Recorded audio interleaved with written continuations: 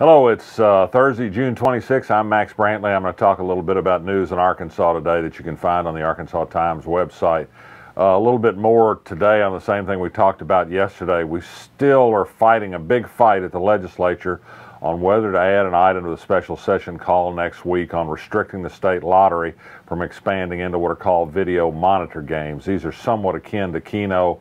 They would basically create little mini casinos at convenience stores and bars around the state and create more money to pay for more college scholarships.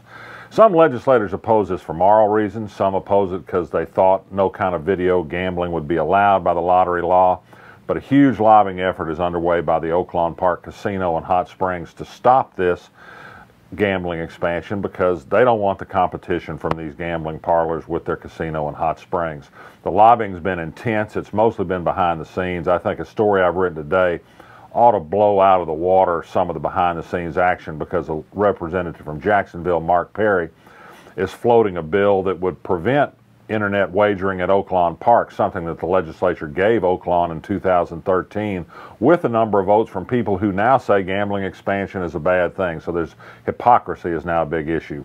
Elsewhere today, most of the news is in the courts. The Arkansas Supreme Court today overturned most of the contempt citations Wendell Griffin had issued against defense lawyer Bill James in the manslaughter trial of former Little Rock policeman Josh Hastings, but it did let one contempt citation stand for bringing up information about witnesses' past criminal history.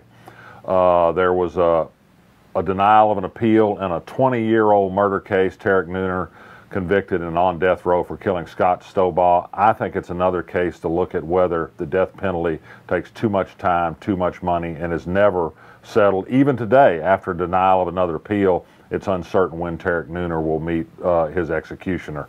And the U.S. Supreme Court today said that a 35-foot abortion zone, buffer zone in Massachusetts was unconstitutional.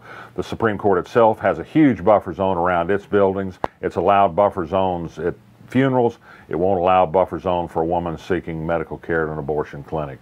The Supreme Court also today gave a defeat to President Obama, saying that his recess appointments, actually they were not technically a recess appointment, to the National Labor Relations Board were not allowed by law. And finally, a local story of great interest. The city of Little Rock is going to have a meeting tonight to try and raise some private money to build restrooms at the very popular Big Dam Bridge across the Arkansas River. 3 years ago, we passed a $500 million sales tax increase for capital projects in Little Rock, and we can't build a bathroom at one of the city's most popular parks. Somewhere our priorities are out of order. That's it for today. I'm Max Brantley. See you tomorrow.